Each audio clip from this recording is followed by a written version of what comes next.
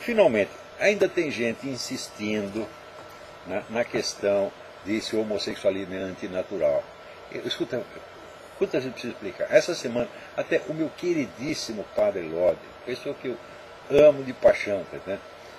Pessoa pela qual, sinceramente, eu daria minha vida pelo Padre Lode, porque esse é um herói. Ele insiste, não, é antinatural sim. E para provar isso, ele cita o quê? Santo Tomás de Aquino.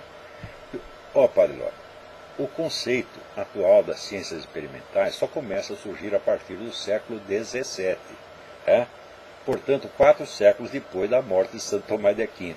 Então, Santo Tomás de Aquino está falando da natureza dentro de um conceito metafísico, não necessariamente no contexto que ele cita, não necessariamente religioso, mas metafísico, no qual a natureza visível é vista como uma expressão, como uma manifestação, manifestação, por assim, cristalização física simbólica das leis divinas. Então, esta é uma concepção. Dentro desta concepção, é inteiramente legítimo dizer que o homossexualismo, como outros pecados, é antinatural. Porém, no conceito moderno da natureza, onde a natureza é vista como uma totalidade independente, a ser estudada exclusivamente por meios científicos e experimentais, sem referência às leis eternas, às leis divinas, etc., etc., então não tem cabimento dizer que esta ou aquela conduta é antinatural pelo simples motivo de que na moderna ciência da natureza não há o conceito de antinatural. Qualquer fenômeno observado na natureza, no conceito moderno, faz parte da natureza e é, portanto, natural. Acontece que quando você diz, hoje em dia, que tal qual conduta é antinatural, soa como se você estivesse se respaldando na ciência moderna. E daí você acaba dizendo uma falsidade. Ainda que a sua intenção seja a de transmitir o conceito de natureza de Santo Tomás de Aquino. O conceito de natureza de Santo Tomás de Aquino não é o conceito vigente, o conceito usado na prática acadêmica das ciências naturais atuais. Então é preciso ressaltar, quando você diz que a conduta é antinatural, ela é antinatural de um ponto de vista moral, fundado em considerações ou religiosas, bíblicas, ou filosófico-metafísicas, não científico-naturais. Ninguém pode me mostrar um só trabalho científico com uma prova experimental de que o homossexualismo, ou se quiser, o sadomasoquismo, ou qualquer outra conduta sexual, seja antinatural. Não há essa prova. Isso é impossível na ciência natural. Então, quando vocês dizem isso, note bem, quem se opõe ao seu discurso religioso é o pessoal ou do movimento que existe, os seus simpatizantes, porque a maioria são todos ateus. Então eles tomam como referência a ciência natural. Quando você diz que a conduta deles é antinatural, eles entendem que você está falando isso no sentido da ciência experimental atual. E daí eles dizem, isso é mentira, isso é preconceito. Então é uma questão de explicar as coisas direitinho. Tá certo? Não digo que ninguém esteja mentindo de propósito, mas é que às vezes, vamos dizer, no calor da eloquência, o sujeito, olha aqui, Santo Tomás de Aquino diz que é antinatural. Sim, ele diz que é antinatural, mas dentro de um conceito que não é o da ciência experimental moderna. Portanto, um conceito filosófico. Claro, você tem direito de defender esse conceito filosófico, mas não de tomá-lo como se fosse uma coisa, como se fosse um consenso atual da ciência experimental, que não é. Agora, por isso, você veja, o que esse pessoal gaysista fez é o seguinte: por que em vez de defender a sua tese discretamente, serenamente, por que eles fazem coisa como passeata gay, esse carnaval, essa exposição de bunda, essa coisa, fazem isso para chocar. Chocam os cristãos, daí os cristãos ficam enfesados e ficam que nem um touro atrás do pano vermelho. E vão atacar o quê? O homossexualismo. O homossexualismo existe desde a queda de Adão. Você não vai erradicá-lo. Então, se é uma luta política, então você tem que se ater ao aspecto político do adversário. Não ao seu aspecto, vamos dizer, moral milenar. Então, extirpar o homossexualismo da face da terra é impossível, meu filho. Mas derrotar o movimento gaysista é perfeitamente possível, desde que você entenda do que se trata. E em vez de avançar contra o pano que ele brande para você, não, você dá a volta e acerta o toureiro atrás. Você tá entendendo? É isso que a pessoa inteligente faz. Então toda, vamos dizer, esta cruzada contra o homossexualismo só serve para dar ao movimento gay a prova, entre aspas, de que vocês são homofóbicos. Porque, inclusive, estão alegando falsamente a autoridade da ciência moderna. Quando, na verdade, na sua intenção, você está apenas citando Santo Tomás de Aquino, não a Bíblia. Então, Eu vou ler aqui para vocês um pedaço de umas coisinhas que eu estou escrevendo sobre este problema do gaysismo, para ver se eu consigo mostrar para vocês aonde está o verdadeiro problema. Aí. Qual é o problema com o movimento gaysista? E garanto a vocês, esse problema não tem absolutamente nada a ver com a homossexualidade em si. Poderia-se construir o mesmo movimento, nos mesmos termos, com relação a qualquer outra conduta sexual. Poderia-se mostrar o mesmo movimento na defesa, por exemplo, do adultério, tá certo? Ou do swing, troca de casais, como agora é tão celebrado numa novela da Globo, né? Onde o swing é o assunto. E agora, quanto por cento da população brasileira pratica swing? 0,0005%. Hein? A maior parte da população nem sabe o que é isto. Tá certo? O sujeito pode estar até louco para trocar de mulher, mas não tem com quem, porque ninguém vai aceitar a mulher dele. Né? Agora, se o sujeito é casado com uma gostosona, o sujeito é um milionário, casou com uma gostosona, tá certo? Mas quer variar de gostosona, então ele vai no swing e troca por outra gostosona e o outro cara pega a gostosona dele. Tá certo? Agora, a maior parte da população, pô, né? Aquelas mulheres com aqueles sandália havaiana, aquele vestido todo estropiado, tá certo? A mulher fedendo a peixe. A população trabalhadora não vai participar do swing. Mas, então por que a Globo, né, mostra o swing como se fosse um fenômeno nacional? É porque ela quer transformar isso num fenômeno nacional. E porque aquela turma da Globo é cínica o suficiente para mostrar o seu modo de vida como se fosse típico da população em geral. Eles são os modelos. Nós da Globo fazemos swing aqui entre nós. Nós achamos lindo e por isso achamos que todos vocês devem fazer. Então, um movimento igualzinho ao gaysista poderia ser construído em torno do swing. Por exemplo, então não tem nada a ver com o homossexualismo. Nada, zero. Vocês são os trouxas, estão caindo numa armadilha. Então, eu estou escrevendo um negócio aqui que chama O Segredo da Ideologia Gaysista. Talvez dê até um livrinho. Né? Não sei se vou publicar no Diário do Comércio, não sei ainda o que eu vou fazer com esse texto. Estou escrevendo, por exemplo, para minha orientação. Ora, expressões como direitos dos homossexuais, direitos da comunidade LGBT e similares, circulam pela mídia como se fossem nomes de obviedades consensuais, quando, na verdade, a mera tentativa de encontrar nelas algum conteúdo substantivo revela dificuldades e contradições tremendas. Conforme a interpretação que se lhes dê, tanto podem significar direitos genéricos do cidadão, aos quais pouco ou nada acrescentam, quanto as presunções demenciais de um grupo militante que se crê habilitado a limitar a liberdade de outros seres humanos para ampliar desmesuradamente as suas próprias. A estratégia política do grupo consiste em impor estas presunções sob a camuflagem inocente daqueles direitos. O consenso jurídico de todas as nações civilizadas já assegura a qualquer pessoa o direito de não sofrer constrangimento ou humilhação por entregar-se em privado a qualquer atividade sexual que não importe em dano físico ou moral para o seu parceiro. Isso inclui tudo o que heterossexuais, homossexuais, bissexuais, travestis, transexuais, masturbadores solitários ou indivíduos com qualquer outra preferência sexual existente ou por existir possam fazer na cama, ou no sofá, ou deitado no tapete, ou de pé no banheiro, ou sei lá onde mais. Inclui até mesmo, dentro de certos limites, uma vasta gama de atividades consideradas mais extravagantes, como sadomasoquismo, fetichismo e sexo com animais. Isso quer dizer que o sujeito decide transar com uma galinha, né? Ele vai se apresenta com uma galinha no hotel, né? Pega um quarto, vai lá, né? Estupra a pobre da galinha, tá certo? Ninguém vai ter nada a ver com isso, ele não vai ser exposto a constrangimento, afinal de contas a galinha é dele, ele pagou o quarto, só se vê o pessoal dos direitos dos animais, mas não tem gente que alega que até as crianças têm direitos sexuais, por que não as galinhas? Dentro dos direitos animais, se um garoto de 12 anos tem o direito, né, de ser enrabado por um homem adulto, por que não alterar a galinha? Né? Então, até aí pode-se discutir. A lei, em todo caso, protege a privacidade por todos os meios possíveis e imagináveis. Então, o que mais podem os membros da comunidade LGBT desejar, além dessas garantias que compartilham com todos os demais seres humanos? 3 coisas. Primeira, o direito de exibir suas preferências sexuais em público sem serem incomodados por isso.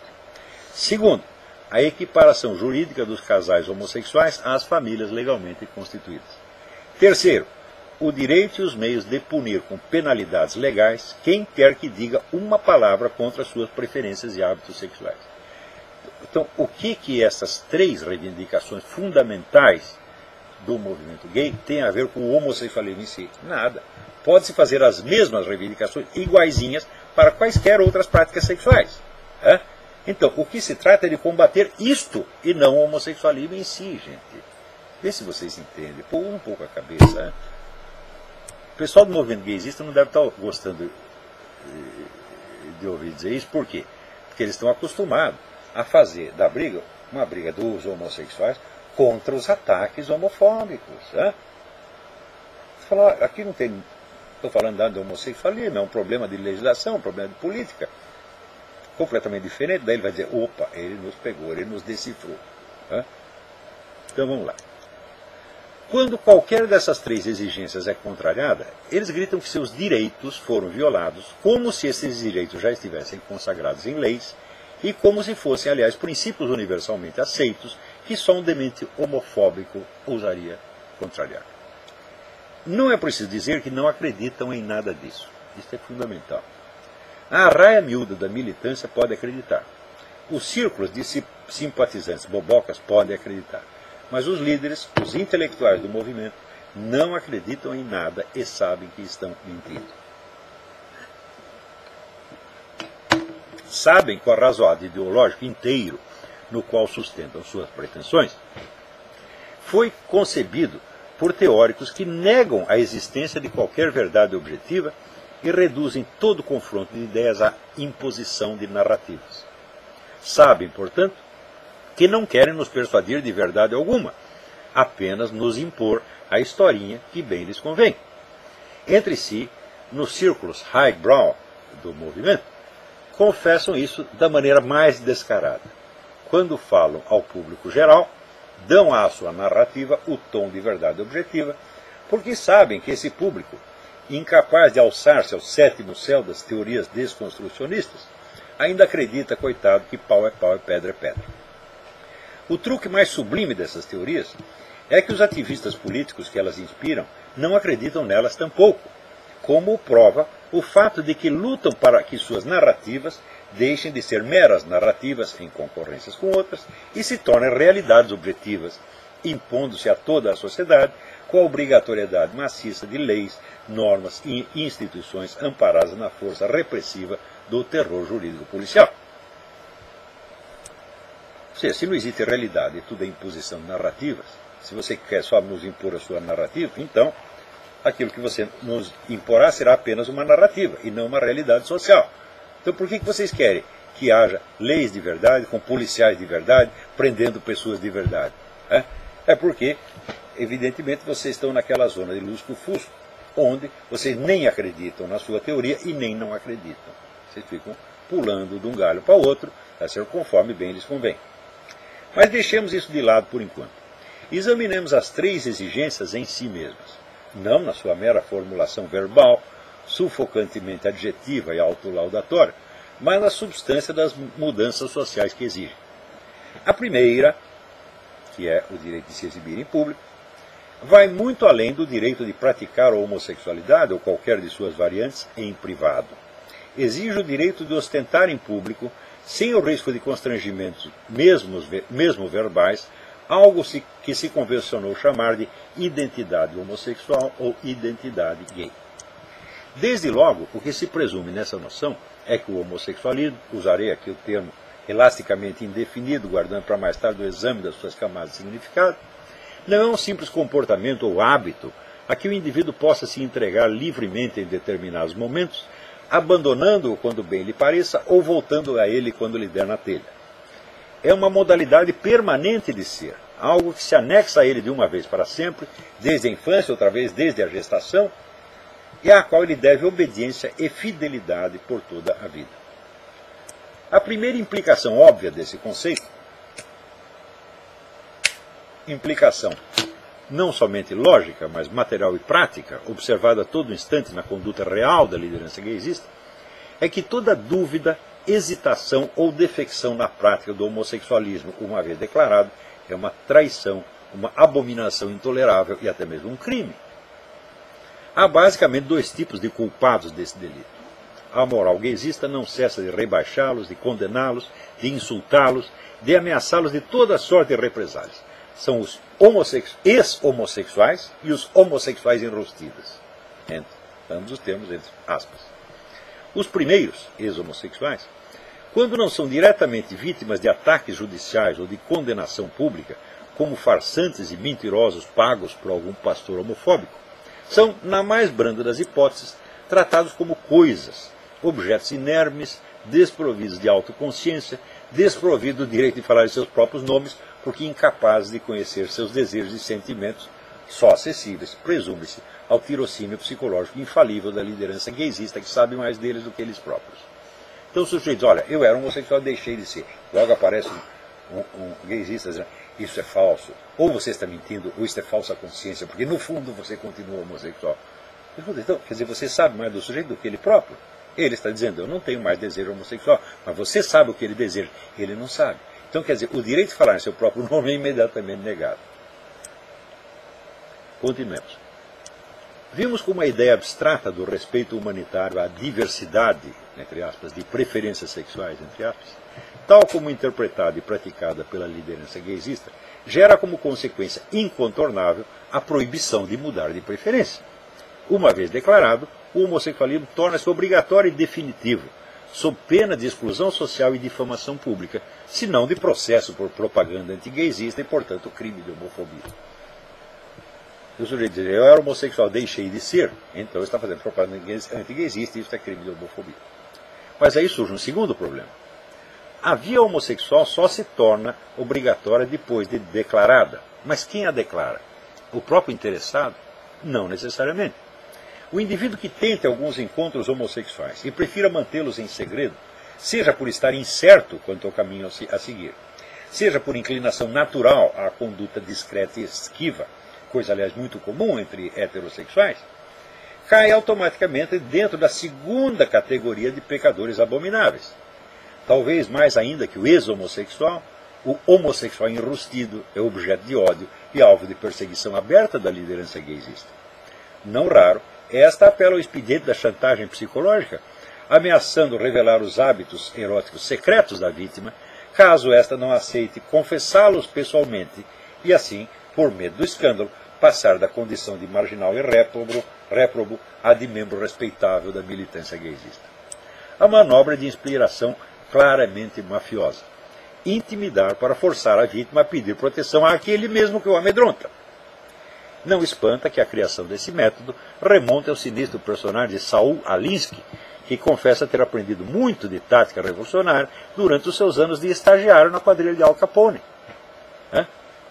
Então, isso me lembra um filme que eu assisti, que era com Robert Stack, salvo engano, em que ele era, já como eu mencionei isso aqui, era um malandro americano no Japão, e ele estava sem dinheiro, de vez em quando ele entrava num bar, chamava o gerente, dava umas porradas no gerente, e dizia, me dá $20. Eu, cara, por que eu vou te dar $20? Para proteção. Proteção contra quê? Contra pessoas como eu. Então é exatamente o que eles fazem. Nós botamos medo em você, e daí você tem que pedir proteção para quê? Para nós. Você tem que se integrar no movimento gaysista para impedir que ele te desmoralize. A ironia cruel da situação não escapará aos observadores mais informados da história do movimento gaysista. Durante décadas, para a grande revolta dos moralistas e conservadores, a política homossexualista resguardou-se e prosperou sob a proteção do direito à privacidade. Em nome dele, acabaram sendo abolidas em vários estados americanos as leis que criminalizavam a sodomia. Então, várias leis aqui que a relação sodomítica era crime em si mesmo. Daí, o que o pessoal gay fez? Entrou com o direito à privacidade e derrubou aquelas leis. Falaram, ninguém tem o direito de me condenar por algo que dois adultos estão fazendo consensualmente dentro de um quarto fechado. Então, eles se resguardaram por trás do direito à privacidade e conseguiram vitória com base nisso. Tão logo, porém, a liderança gaysista sentiu-se forte para isso, passou a viver de negar abertamente esse direito de proibir o seu exercício. Então, quer dizer, se o sujeito por exemplo, decidi fazer uma experiência gay, vai lá, faz uma vez, 2 vezes, não sabe se gostou, se não gostou, se é isso, ele mantém isso em segredo. Ou então, às vezes, é uma pessoa tímida por natureza. Tá certo? Mas não tem esse direito à privacidade. Uma vez que você teve uma relação homossexual, você é obrigado a vestir a camiseta, vestir a identidade gay de uma vez para sempre. E se desistir, você é um traidor e nós vamos acabar com a sua vida. Estão entendendo como é que funciona a estratégia gaysista? E o que isso tem a ver com o conteúdo erótico da coisa? Nada. Podia ser qualquer outra coisa. Podia ser os punheteiros, por exemplo. Uma vez que você tocou punheta, você é obrigado a contar para o mundo. Senão nós contamos. Não tem aquele negócio que o garoto fala assim, eu também quero, senão eu conto para todo mundo. Mas é esta a estratégia. Isso é de uma crueldade psicológica, de uma desonestidade visceral. Mas não tem nada a ver com o homossexualismo em si. Qualquer ato sexual pode ser objeto desse tipo de artimanhas. Então, conforme já expliquei em outros artigos, a inversão radical do discurso conforme as conveniências táticas do momento é um traço infalível da mentalidade revolucionária. Então, quando lhe interessa, viva o direito à privacidade. Agora não tem mais direito à privacidade. Privacidade é desculpa homofóbica. Então, são essas estratégias psicológicas que constituem o cerne do movimento gaysista. E a coisa não tem absolutamente nada a ver com o homossexualismo em si. Então, vocês avançando contra o homossexualismo, vocês não atingem o toureiro que está atrás do pano. Ele passa o pano e dá a risada da sua cara, porra. O maior prazer, desde que existe estratégia no mundo, o que o estrategista mais deseja é poder escolher o campo onde o adversário vai atacar e quais as armas que ele vai usar.